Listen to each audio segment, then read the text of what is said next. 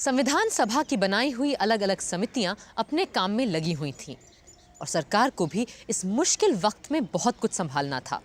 इसलिए एक लंबे अंतराल के बाद संविधान सभा फिर मिली 4 नवंबर 1948 को। पर इस बीच हुई एक घटना ने सबको हिला दिया था, राष्ट्रपिता महात्मा गांधी की हत्या।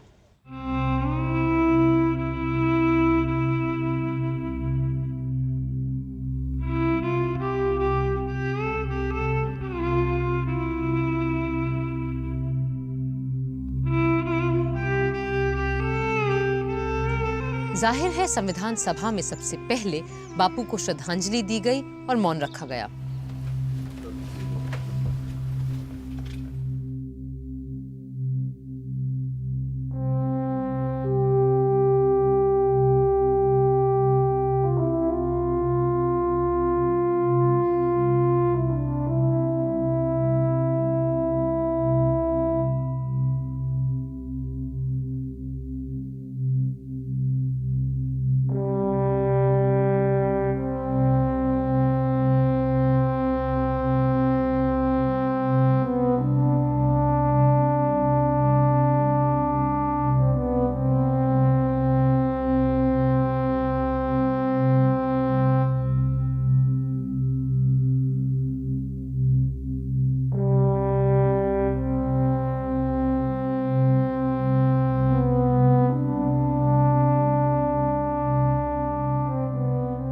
अजीब इत्तेफाक ये था कि इसी बीच कायदे आजम जिन्ना साहब भी नहीं रहे थे।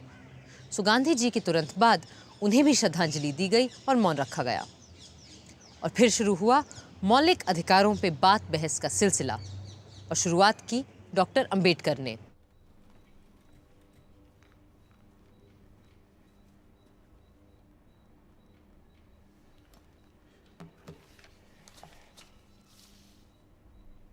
The most criticized part of the draft constitution is that which relates to the fundamental rights.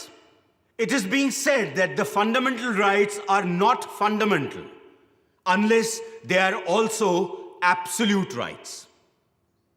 In the first place, this criticism seeks to distinguish fundamental rights from non-fundamental rights, which is not sound. The real distinction between the two is that non-fundamental rights are created by agreement between parties, while fundamental rights are a gift of the law. Only because fundamental rights are the gift of the state, it does not follow that the state cannot qualify those laws. पर बहुत से लोगों का मानना था कि नागरिकों को बुनियादी हक देने में बड़ी कंजूसी की गई है। Dr. Ambedkar is a learned professor. And I think the draft constitution is mainly his handicraft. I want to ask him why the fundamental rights, if indeed they are fundamental. Why are they being qualified by putting so many provisos? Either state the fundamental rights clearly, frankly, or omit the whole chapter from the constitution and let the future governments frame the fundamental rights according to the needs of the time.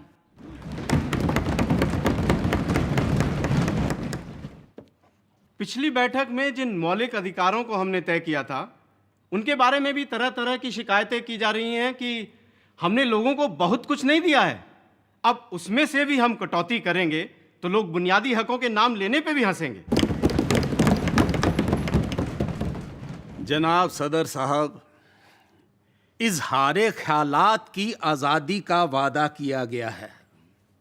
मुल्क भर में आने जाने रहने की आज़ादी भी दी गई है और मन मर्जी से ज़मीन जायदाद खरीदने बेचने की आज़ादी भी मिली है। पर हर छूट पे कुछ ना कुछ पख भी लगा दी गई है। कहीं इस बात की रोक है तो कहीं उस बात की टोक। इस सारी रोक टोक की वजह से इस शानदार आइन की शान पे बट्टा लग गया। सदर साहब, पहला हक जो हर बाशिंदे की मांग है वो है उसकी जान की हिफाजत का हक और उसकी आज़ादी का तहफ़्फ़ुज़। इंसान की अगली बुनियादी जरूरत है पढ़ाई लिखाई, जिसका हमारे इस बुनियादी हुकूक में कोई जिक्र ही नहीं है। इसलिए मेरी तजवीज़ है कि बच्चों के पढ़ने पढ़ाने को हम स्टेट की जिम्मेदारी माने और एलिमेंट्री एजुकेशन को हर शहरी के बुनियादी हुकूक में बाकायदा शामिल करें। उस वक्त तो लारी साहब की बात नहीं मानी गई और शिक्षा को मूल अधिकारों की जगह निदेशक तत्वों के तहत रखा गया। पर अब 6 दशकों के बाद शिक्षा हर भारतीय बच्चे का अधिकार है। लारी साहब जहां भी होंगे आज बहुत खुश होंगे। बुनियादी हकों पे बात जारी रखी यूपी के छोटे से कस्बे संडीला से आई बेगम साहिबा एजाज रसूल ने, जो बड़ी सुलझी हुई और ज़हीन औरत थीं। जनाब सदर साहब, ये निहायत ज़रूरी है कि कम से कम कुछ सिविल आज़ादियाँ हर शहरी को ऐसी मिलें जिन्हें छीनना किसी लेजिस्लेटर के लिए भी नामुमकिन हो। इसीलिए हमारे आइन को चाहिए कि वो इन आज़ादियों को हर सूरत महफूज रखे। मेरे तई ये निहायत ज़रूरी है कि कोई ऐसी कमेटी या एजेंसी बनाई जाए जो इस बात पर नज़र रखे कि जो फंडामेंटल राइट्स हमने दिए हैं और जो डायरेक्टिव प्रिंसिपल्स हमने तय किए हैं, उन मंसूबों को सारे सूबों में लागू किया जा रहा है या नहीं।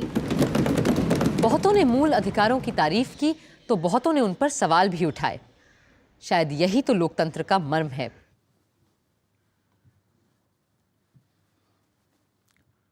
Sir, there are 2 novel things that are not there in any of the constitutions of the world. First of all, the eradication of untouchability. As a member of the so-called Harijan community, I welcome it. The second feature is the abolition of forced labor, begar. If there is any labor required for common purposes in the village, this most unfortunate fellow, the Harijan, is always caught hold of to do all menial and inferior service. These provisions will empower and integrate a community that has been outside the pale of society. Further protection is being provided by reservations.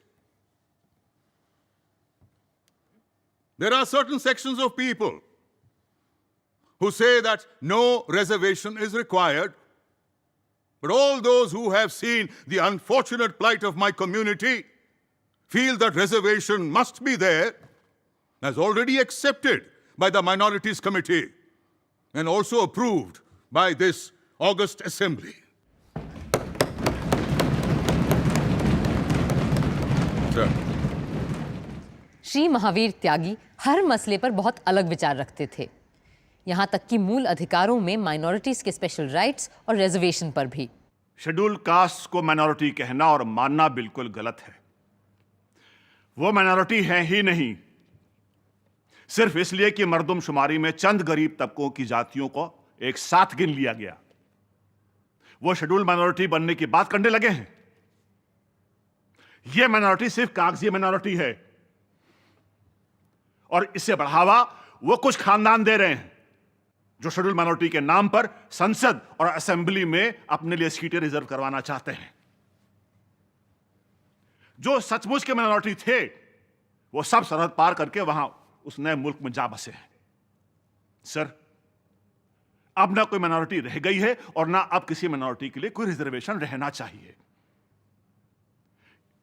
और sir, इसीलिए मैं आज हर schedule caste वाले से, सिखों से, मुसलमानों से, दूसरी माइनॉरिटी वालों से, यहां तक कि हिंदुओं से यह अपील करना चाहता हूं कि अब वो किसी किस्म का कोई रिजर्वेशन ना मांगे।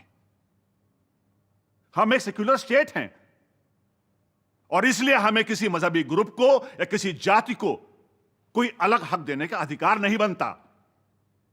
हम किसी को भी दूसरों से अलग नहीं तोल सकते। हमारे लिए सब बराबर हैं।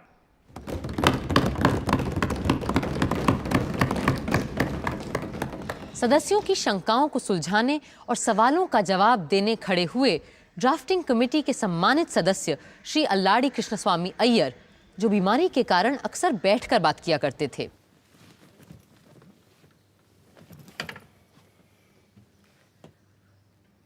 The great problem in providing for and guaranteeing fundamental rights in any constitution is where to draw the line between personal liberty and social control. True liberty can flourish only in a well-ordered state, and when the foundations of the state are not imperiled. The problem of minorities has been solved by common agreement in a manner satisfactory to the various parties concerned, and the draft constitution merely seeks to give effect to the agreement reached. ज्यादातर लोगों ने इजहार ख्याल की आज़ादी के सिलसिले में सिर्फ राजनीतिक विचारों को सामने रखने के बारे में ध्यान दिया, एक्सप्रेशन या अभिव्यक्ति के दूसरे आयामों पर नहीं। उपाध्यक्ष महोदय, क्लॉज 13 को अगर रास्ते पे चलने वाला आदमी भी पढ़े तो समझेगा कि देश के अंदर स्वराज आ गया है और हर इंसान को इसमें फ्रीडम मिल गई है। मगर आगे चलकर सब क्लॉज 2, 3, 4, 5 और 6 को वो पढ़े तो वो समझ लेगा कि देश के अंदर अभी स्वराज नहीं आया है।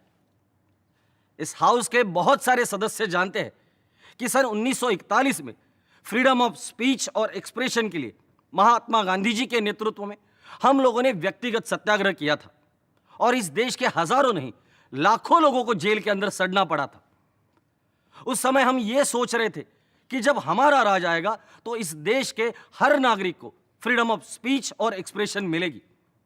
मैं आपको बताना चाहता हूं कि प्रांतीय सरकारों ने अभी बहुत से कानून बनाए हैं कि लोग आपस में बातचीत नहीं कर सकते और 5 या 7 आदमी इकट्ठा नहीं हो सकते, और जैसा ये क्लॉज इस समय है उसी तरह से अगर पास हो गया तो सब समाप्त हो जाएगा।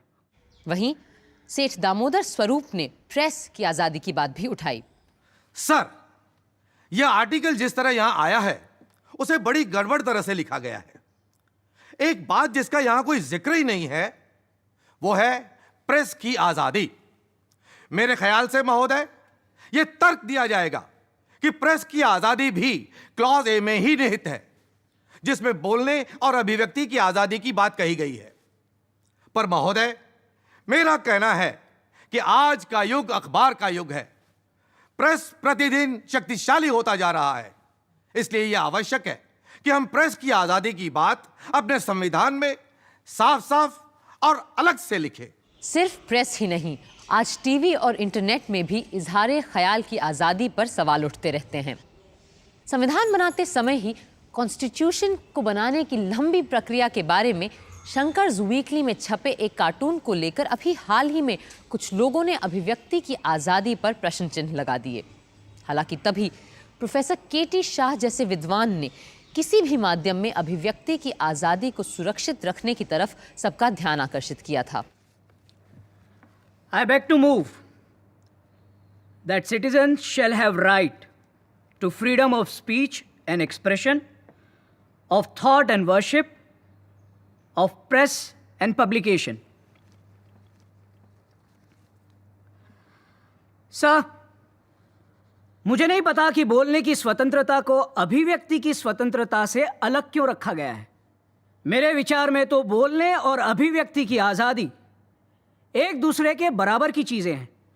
हाँ, पर शायद ऐसा इसलिए किया गया हो कि अभिव्यक्ति के दायरे में तस्वीरें और अन्य कला माध्यमों की चीज़ें भी आ जाती हैं जो शब्दों से अलग और बढ़कर हैं। पूरी बहस का जवाब देने खड़े हुए doctor Ambedkar. It has been said that the fundamental rights do not speak of the freedom of the press. In my judgment, the press has no special rights which cannot be exercised by the citizen in his individual capacity.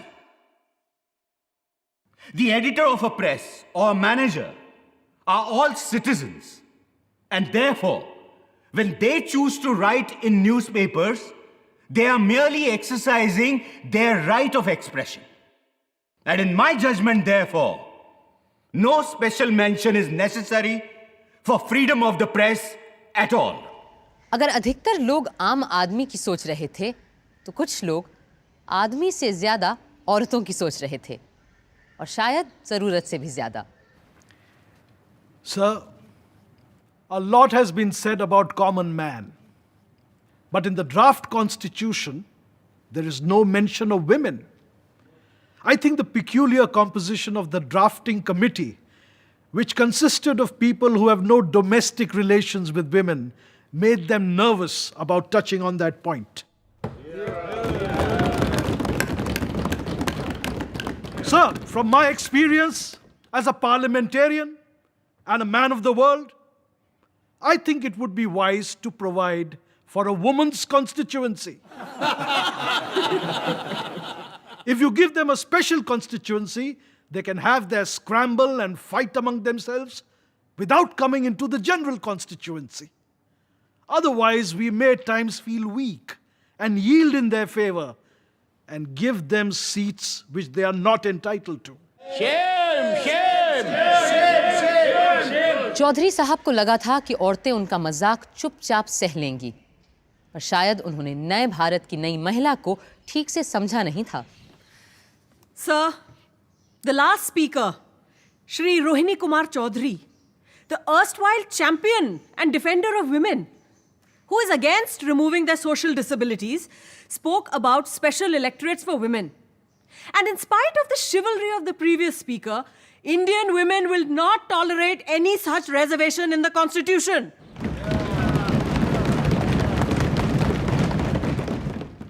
जनाब, एक औरत होने के नाते मुझे सबसे बड़ी मसर्रत ये है कि हमारे आइन में सेक्स की बुनियाद पे मर्द औरत के बीच कोई भेद नहीं किया गया है और मुझे यकीन है कि आने वाले वक्त में हमारे देश की औरतें नए संविधान से बराबरी के बर्ताव का पूरा भरोसा रख सकती हैं। आज 6 दशकों बाद औरतें आरक्षण की मांग कर रही हैं, क्योंकि हमारे सदनों में महिला सांसदों की तादाद औरतों की आबादी के अनुपात में ना के बराबर है। आगे चलकर संविधान सभा में बात जब शस्त्र रखने के हक को लेकर हुई तो केवल सिखों को किरपान रखने का अधिकार मिला। फौरन दूसरे लोगों ने अपने अपने रिवाजों की दुहाई देते हुए शस्त्र रखने के हक को मूल अधिकारों के तौर पर मांगा।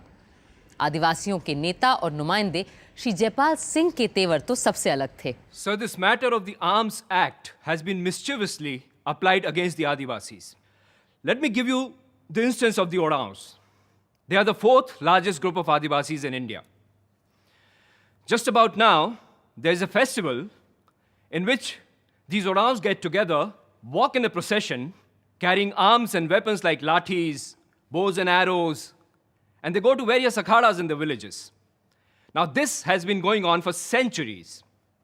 Last year, all of a sudden, we were told that we should not carry any arms and weapons. Now, I don't mind pointing out, there are several members sitting here who are from Bihar. They won't be able to get back to their homes if they're not escorted by these people with arms. Every 7 years, it is the custom in Chota Nagpur, during festivals like Era Sandra and Jani Shikhar, Adivasi women get together, dress as men, and hunt in the jungles. Now, this is the only occasion that allows these women to show their masculine prowess naturally. So they love to dress as their men do. They love to carry arms and weapons like their men do, arms like lathis, bows and arrows, bhalas, and so forth. But according to this particular article in the Constitution, my fear is that upon seeing these women walking into the jungles with arms in their hands, the government might interpret that they were getting together for some kind of dangerous purpose. बहुत से सदस्य जो खुद अंग्रेजों की जेलों में रहे थे, लफ्ज देशद्रोह अर्थात सेडिशन को लेकर चिंतित थे। वो चाहते थे कि इंसान की आज़ादी किसी भी कीमत पर आसानी से नहीं छीनी जानी चाहिए। Sir, when the British were ruling, they often kept people in custody without bringing them to trial. We cried until we were hoarse that this went against a person's fundamental rights. Sir, this is a sacred right and it must be protected. It is said, emergencies may arise, where this right may be denied. Even when emergencies arise, the High Court must have the power to ensure that the man is kept in detention only after proper trial. I would therefore request this assembly to see that provision is made in the fundamental rights that the liberty of every subject is protected.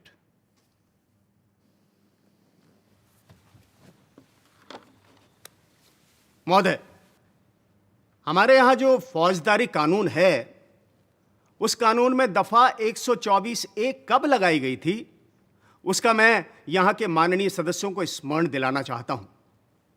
उन्हें याद होगा कि वह दफा लोकमान्य बाल गंगाधर तिलक को सजा देने के लिए खास तौर से बनाई गई थी। मुझे यहाँ पे कुछ व्यक्तिगत बातें याद आ जाती हैं। मेरे परदादा को सोने का एक कमरपट्टा मिला था, हीरों से जड़ा हुआ। उसको सन 1857 में अंग्रेज सरकार को मदद देने के लिए दिया था और उस पर लिखा था, in recognition of his services during the mutiny in 1857। मैंने 1930 के सत्याग्रह में अपने भाषण में कहा था कि मेरे परदादा ने जिस सरकार को स्थापित करने के लिए सहायता देकर पाप किया था, उस पाप का प्रायश्चित उनके पड़पोते ने उस सरकार को उखाड़ने का प्रयत्न करके किया है।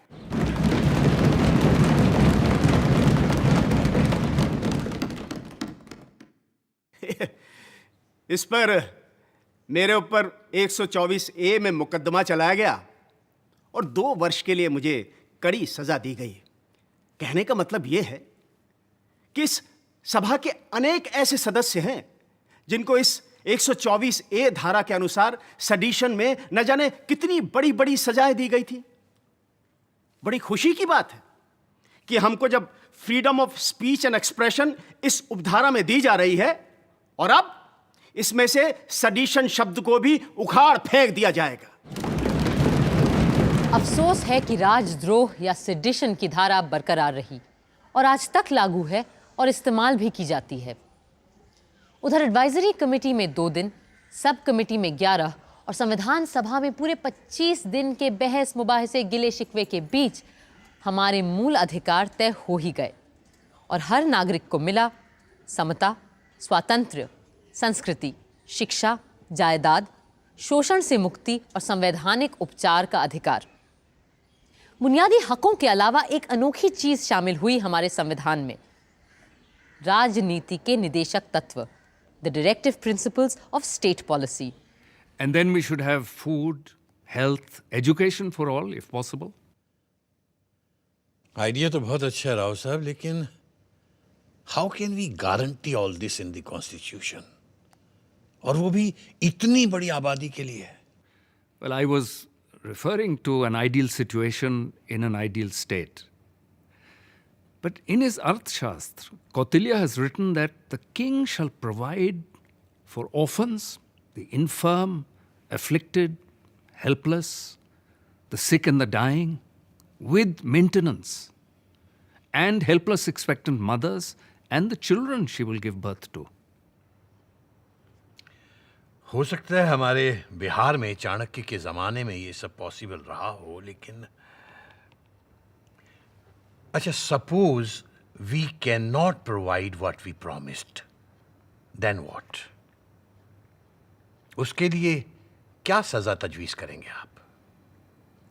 Well, the question of punishment will only arise when we make these ideas into fundamental rights, which a court of law can decide on. But at least by incorporating these into directive principles, we can set ourselves up a dream destination which one day we will want to arrive at. And therefore it is my belief that future governments will find directive principles of state policy necessary. The idea is excellent.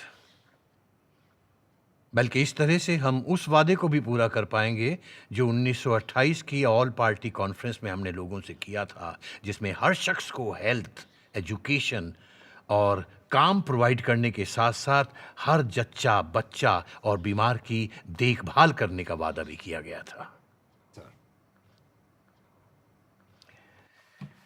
लेकिन राव साहब, अपनी sub committee के मेंबरान को ये सारी बात समझाने के लिए you will have to prepare a note like you always do. Absolutely sir, I will. और यूं तय होने शुरू हुए राज्य नीति के निदेशक तत्व, the directive principles of state policy, यानी वो अधिकार जो भले न्यायालय के द्वारा लागू नहीं करवाए जा सकते, पर जो देश के शासन में मूलभूत हैं और जिनको लागू करवाना राज्य का कर्तव्य होना चाहिए। The principles set forth here are intended for the general guidance of the legislatures and the government of India.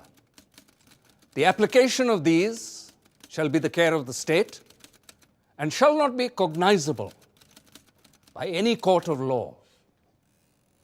The Union and all its units thereof shall direct its policies towards securing that all citizens, men and women, shall have adequate means of livelihood, equal pay for equal work,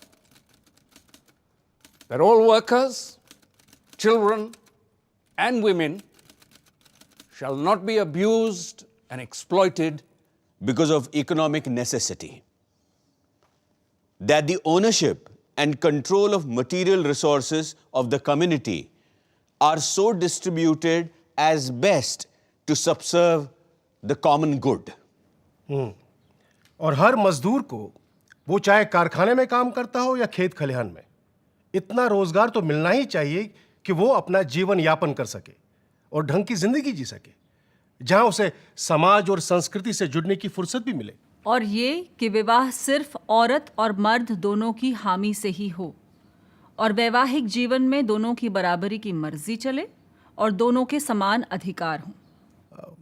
ये शायद संभव न हो पाए क्योंकि हमारा समाज अभी इतना विकसित नहीं है कि the directive principles of state policy एक कुतुबनुमा की तरह हमें बताते रहते हैं कि देश और समाज को आदर्श रूप से किस दिशा में जाना चाहिए।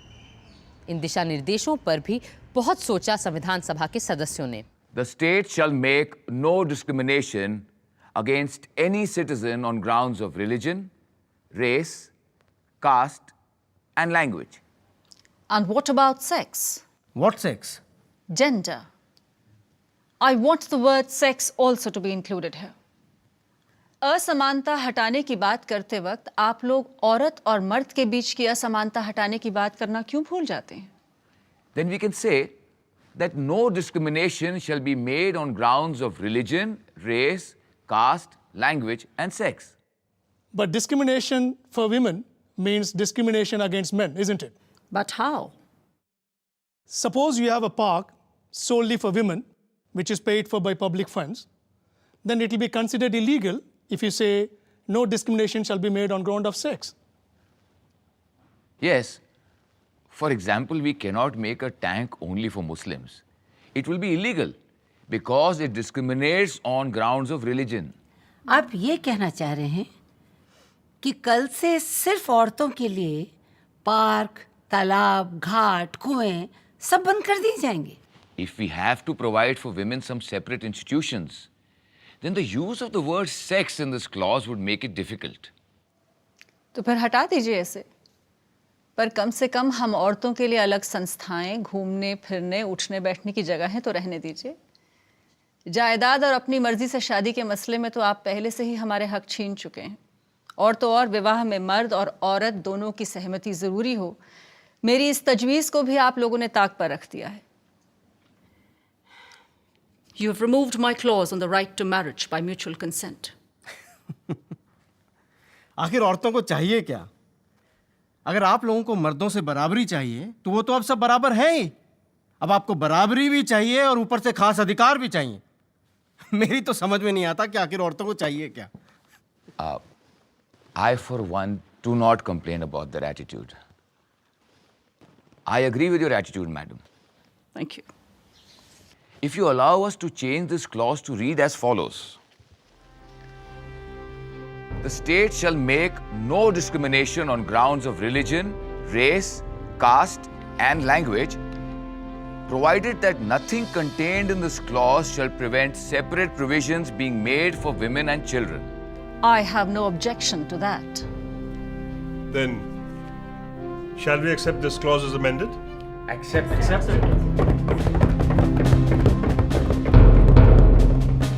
डॉक्टर अंबेडकर ने सभा में संविधान का मसौदा पेश करते हुए राजनीति के निदेशक तत्वों के बारे में लोगों को बताया। In the draft constitution, the fundamental rights are followed by what are called the directive principles. It is a novel feature in a constitution framed for parliamentary democracy. Directive principles are like instruments of instructions. The inclusion of such instructions in such a constitution becomes justifiable for another reason. The draft constitution is not a contrivance to install any particular party in power, as has been done in some countries. Who should be in power is left to be determined by the people. But the group that captures power will have to respect the directive principles. They cannot ignore them. Their breach may not be answerable in a court of law, but will certainly be answerable to the electorate at election time. Sir, as the Honorable Law Minister himself candidly admitted, the directive principles of state policy cannot be enforced in a court of law. They are pious and superfluous. If no legal remedy is provided, sir, it would be absolutely wrong to insert the so-called rights in the statute.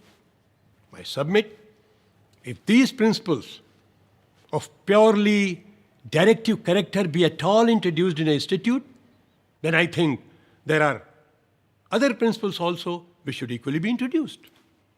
Say, for instance, don't ill-treat your neighbor. Don't tell a lie. There are 10 commandments in the Bible. Then there are other commandments in various other religions. And from practical life, they should also be introduced on the same principles.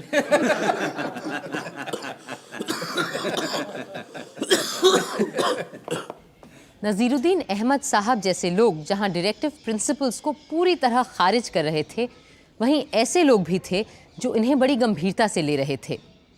और जैसे जैसे संविधान अपना स्वरूप लेता गया, directive principles को लेकर लोगों के ख्यालात बदलते गए, साफ होते गए। सन 48 के अंत में एक बार फिर निदेशक तत्वों को लेकर सभा में बातचीत शुरू हुई। डायरेक्टिव प्रिंसिपल्स की बात बहुत अहम और ज़रूरी है, क्योंकि ये यूनिफॉर्म सिविल कोड से भी ताल्लुक़ रखती है और बुनियादी तौर पर हमारे इकोनॉमिक हालात से भी। डॉक्टर अंबेडकर ने अपनी किताब में खुद लिखा है कि इन उसूलों को हमारे आइन में बुनियादी हुकूक का दर्जा मिलना चाहिए और इन्हें 10 वर्षों के अंदर अंदर लागू करवाने के लिए मुकम्मल इंतजामात होने चाहिए। इसके लिए यह भी ज़रूरी है कि लफ्ज़ directive principles of state policy को काट कर उसकी जगह पर हमें fundamental principles of state policy का दर्जा दिया जाना चाहिए। Sir, Sardar Patel gave the title to these rights as Fundamental Principles of Governance. I should like to know from Dr. Ambedkar, why have they made a departure and changed the title to Directive Principles of the State Policy? Sir, the word directive is necessary and important because it is to be understood as giving certain direction to the future executive to show in what manner they have to exercise the power which they will have of legislature and executive. Kamat साहब का अनुमोदन तो पास नहीं हुआ, पर श्री अनंत सयनम अयंगार, जो इतना बोलते थे कि लोग उन्हें अनंत वचनम कहते थे, उन्होंने सवालों की झड़ी लगा दी। Mr. Chairman, sir, it is said that the state should, within a period of 10 years, introduce free compulsory education. Let us assume that the state does not do so then. Can any court of law enforce it? Against whom? In case a decree is granted by court of law, who will carry it out? If the government does not carry it out, can the High Court or Supreme Court enforce it? Is it open to the Supreme Court to change such a government? With its authority, can it imprison all the ministers and bring in a new set of ministers? In the nature of thing, these are only directive and cannot be justiciable rights at all.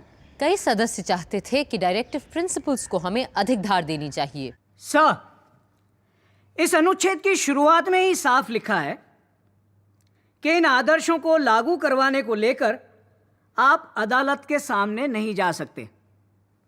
बिना किसी को ठेस पहुंचाए मैं कहूंगा कि इस तरह की बात से न अदालत को संविधान की फिक्र होगी, न एग्जीक्यूटिव को इसकी चिंता। और जब इन्हें सहूलियत हुई तो वो इन बातों को लागू करेंगे, वरना भूल जाएंगे। It looks to me like a cheque on a bank, payable when able. That is only if the resources at the bank permit.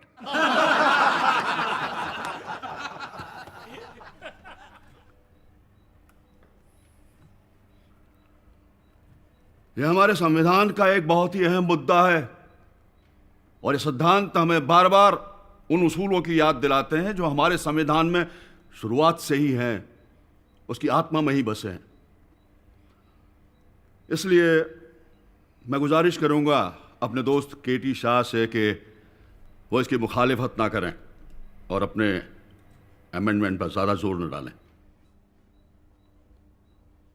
कुछ लोग इन डायरेक्टिव प्रिंसिपल्स को एक खास राजनीतिक रंग देना चाहते थे।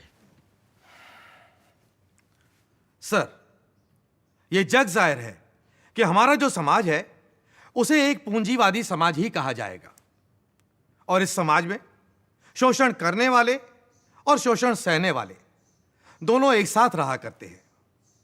इसमें शोषण करने वाले स्पष्ट है कि शोषित वर्ग को दबाकर ही रखते हैं। इस किस्म के समाज में असली जनता की भलाई न हो पाएगी न कायम रहेगी। उनकी भलाई तभी संभव हो पाएगी जब शोषण करने वाले वर्ग को ही समाप्त कर दिया जाए, और यह तभी मुमकिन होगा जब हम स्थापना कर सकें एक समाजवादी गणराज्य की। कईयों को यह सूरत बिल्कुल मंजूर नहीं थी। सर, क्या इन प्रिंसिपल्स का मकसद यह है कि इस मुल्क की सियासी पार्टियों को किसी खास तरह के उसूलों और सियासी प्रोग्राम तक महदूद रखा जाए? इसे जमहूरियत नहीं कह सकते, खास तौर से वो जमहूरियत जिसका हमारे यहां तस्वुर किया गया है, यानी पार्लियामेंट्री डेमोक्रेसी, जिसमें आवाम की तरफ जवाबदेही होती है।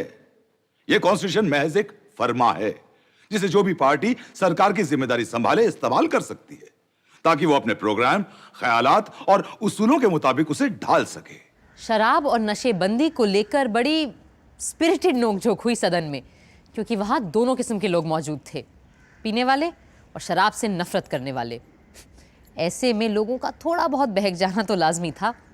मुझे हैरत है कि जिस तरह से हमने अपना आइन लिखा है, इसमें नशाबंदी, दारूबंदी और शराब बेचने बनाने के बारे में कुछ कहा ही नहीं गया है।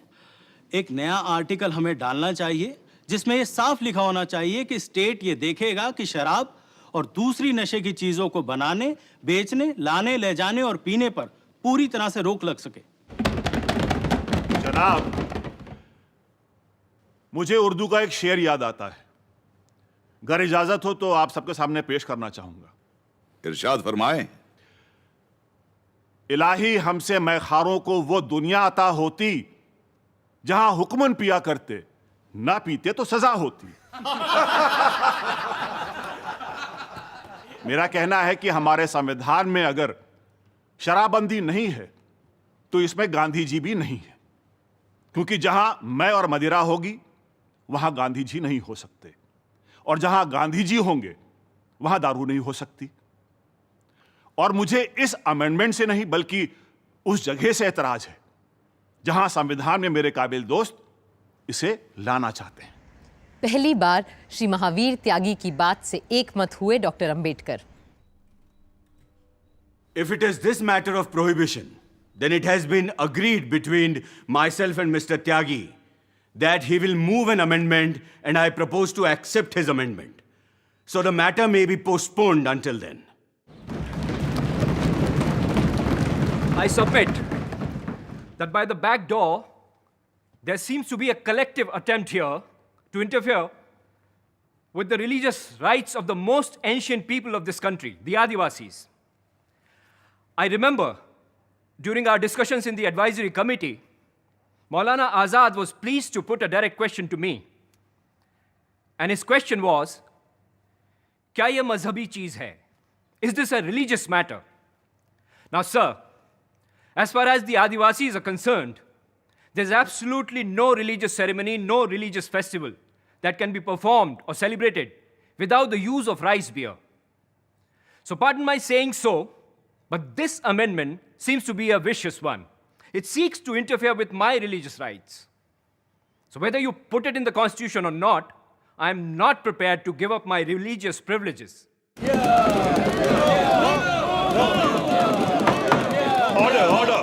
पर इन सब बातों के बीच एक बड़ी अजीबोगरीब आवाज उठ खड़ी हुई। उड़ीसा से आए थे श्री लक्ष्मी नारायण साहू। माननीय उप प्रधान जी, पहले श्री जयपाल सिंह जी ने जो फरमाया है कि आदिवासियों में ये ड्रिंक बहुत चलती है, तो वो तो ठीक है, लेकिन सबसे पहले मैं एक बात कहना चाहूँगा कि आदिवासी जो ड्रिंक करते हैं वो दूसरे तरीके की होती है।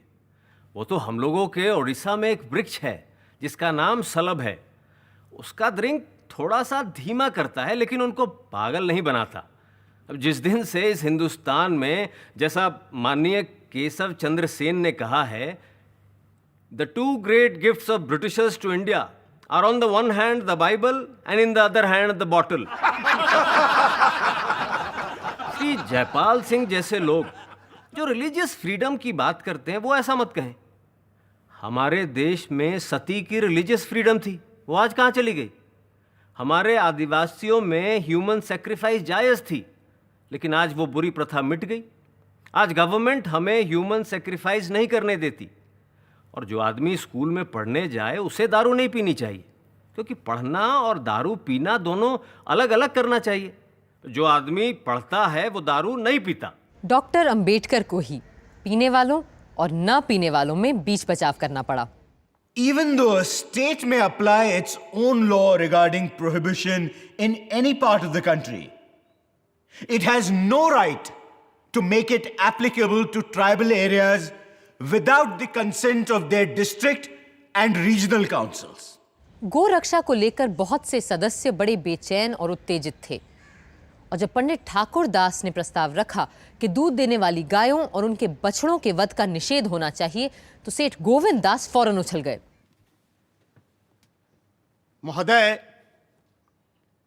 पंडित ठाकुरदास यह चाहते हैं कि गायों का और दूसरे उपयोगी जानवरों का वध निषेध हो। इसका यह अर्थ होता है कि अनुपयोगी गायों को काटा जा सकता है।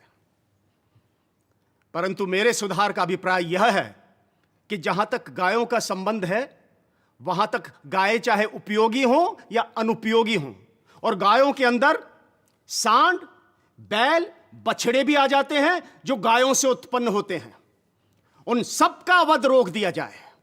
मैंने तो इस प्रस्ताव को फंडामेंटल राइट्स, मौलिक अधिकार में भेजा था, परंतु मुझे इस बात का दुख है कि वहां पर यह उस समय नहीं रखा जा सका, और उसका कारण यह बताया गया कि फंडामेंटल राइट्स, मौलिक अधिकार, सिर्फ मनुष्य से संबंध रखते हैं, पशुओं से नहीं। इस देश के जो बड़े बड़े सांस्कृतिक प्रश्न इस विधान परिषद के सामने हैं, उनमें देश का नाम क्या रखा जाए, देश की राष्ट्रभाषा क्या हो, देश की राष्ट्र लिपि क्या हो, देश का राष्ट्रीय गान क्या हो, और देश में गौवध हो या बंद कर दिया जाए। जब तक इन प्रश्नों का निपटारा हमारी विधान परिषद इस देश की जनता की राय के अनुसार नहीं करेगी, तब तक इस देश की जनता स्वराज का कोई अर्थ नहीं समझ सकती। महोदय, वसुधैव कुटुंबकम, वसुधैव कुटुंबकम के हमारे देश में समस्त संसार को एक समझा जाता था, और इस एकता के जीवन का प्रतीक गौ है। क्या हम इसका निर्वाह नहीं करेंगे? हम जो अपने करोड़ों देशवासियों के प्रतिनिधि हैं। यदि हमें अपने देश, समाज और संस्कृति की रक्षा करनी है तो सबसे पहले हमें गौ रक्षा का व्रत लेना होगा। इन्हीं शब्दों के साथ मैं अपनी बात समाप्त करता हूं।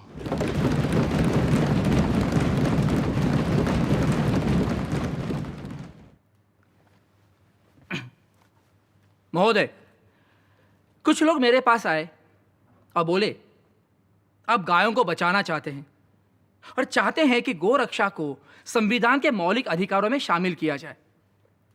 तो ये मौलिक अधिकार इंसानों का अधिकार होगा या गायों का संवैधानिक अधिकार माना जाएगा? मैंने उन्हें जवाब दिया और कहा, मान लो कि बात अगर गाय की नहीं तुम्हारी मां को बचाने की होती तो तुम उसे किसका मौलिक अधिकार कहते? वो तेरी मां का अधिकार होता या तेरा? बोलो। मेरे लिए मेरी मां की रक्षा, मेरी पत्नी की रक्षा, मेरे बच्चों और परिवार की रक्षा उसी तरह मेरा मौलिक अधिकार है जैसे कि गाय की रक्षा। किंतु प्रोफेसर के.टी. शाह जैसे धीर गंभीर लोग किसी एक छोटे से नुक्ते को लेकर नहीं बल्कि देश की बड़ी तस्वीर को लेकर चिंतित थे। सर, इंडिया को एक सोशलिस्ट संघ कहना कतई सही नहीं होगा। मुझे तो लगता है कि हम और चाहे कुछ भी हों, सोशलिस्ट यानी समाजवादी तो है ही नहीं। सर, ऐसे लोग भी हैं जो सोशलिज्म के सामाजिक न्याय से वाकिफ हैं और जानते हैं कि आने वाला कल समाजवाद का युग होगा और केवल समाजवाद ही इंसान और इंसान के बीच बराबरी का रिश्ता कायम कर सकता है। सर, केवल समाजवादी एक ऐसी व्यवस्था है जिसमें मनुष्य को उसके नैसर्गिक अधिकार मिलेंगे और हर आदमी दूसरे के बराबर होगा और हमारे जीवन से वो सारी झूठी बाधाएं, रिवाज, रस्में, कानून सब खत्म हो जाएंगे जिनमें चंद लोगों के फायदे के लिए इंसान ने खुद अपने आप को जकड़ रखा है। डॉक्टर अंबेडकर को फिर एक बार ड्राफ्टिंग कमेटी की बात और इरादे सबको समझाने पड़े। Article 31 deals with directive principles of state policy. It says, the state shall in particular direct its policy towards securing, 1, that the citizens, men and women, equally have the right to an adequate means of livelihood. 2, the ownership and control of the material resources of the community are so distributed as best to subserve the common good. 3, the operation of the economic system does not result in the concentration of wealth and the means of production to the common detriment. 4, that there is equal pay for equal work for both men and women. There are some other items more or less in the same strain. What I would like to ask is this. If these directive principles to which I have drawn attention are not socialistic in their direction and content, I fail to understand, can socialism be any more than this?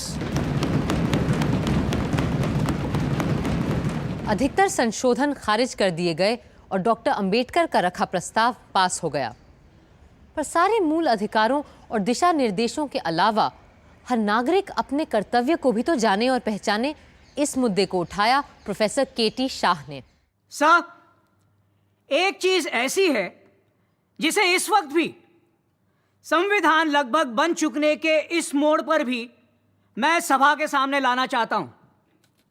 हमने संविधान में बार बार अपने हकों की बात की है, केवल अधिकारों की, जबकि अपने कर्तव्यों के बारे में हमने पूरे संविधान में एक शब्द भी नहीं कहा है। मैं इस सभा के सामने साफ कहना चाहूंगा कि एक विचारशील व्यक्ति, समाज, सदन के नाते अपने केवल अधिकारों की बात करते रहना और एक नागरिक के नाते समाज, संघ और देश के नाते अपने कर्तव्यों को भूल जाना सही नहीं है। मैं तो कम से कम यही कहूंगा कि एक नागरिक के प्रति राज्य के कर्तव्य जितने जरूरी हैं उससे कम जरूरी नहीं है राज्य के प्रति नागरिक के कर्तव्य। हमें उनको भी अपने संविधान में फौरन शामिल करना चाहिए। पर नागरिक के कर्तव्यों को हमारे संविधान का हिस्सा बनने में थोड़ा वक्त लगा और संविधान बनने के पूरे 25 साल बाद जब श्रीमती इंदिरा गांधी ने संविधान में बहुत से बदलाव किए, उसी वक्त हमारे मूल कर्तव्यों को भी संविधान में शामिल कर लिया गया। क्या आप जानते हैं हमारे मूल कर्तव्य क्या क्या हैं? चलिए मैं आपको उनका सार बताती हूं। 1. संविधान का पालन, उसके आदर्शों और चिन्हों का आदर। 2. राष्ट्रीय आंदोलन के आदर्शों का पालन। 3. राष्ट्र की प्रभुता, अखंडता, एकता की रक्षा। 4. देश की रक्षा और सेवा। 5. धर्म, भाषा, प्रदेश, वर्ग से परे सभी की समरसता और समानता की भावना का निर्माण। 6. हमारी गौरवशाली संस्कृति का सम्मान और रक्षण। 7. प्रकृति पर्यावरण का रक्षण और संवर्धन। 8. वैज्ञानिक दृष्टिकोण और मानववाद का विकास। 9. हिंसा का त्याग और सार्वजनिक संपत्ति की सुरक्षा। 10. व्यक्तिगत और सामूहिक रूप से उत्कर्ष की ओर गमन। 11. माता पिता संरक्षक के रूप में बच्चों के लिए शिक्षा विकास की जिम्मेदारी। गाड़ी चाहे कितनी भी उम्दा क्यों ना हो, उसे चलाने वाला ड्राइवर ही सफर को अच्छा, बुरा, महफूज या खतरनाक बना देता है।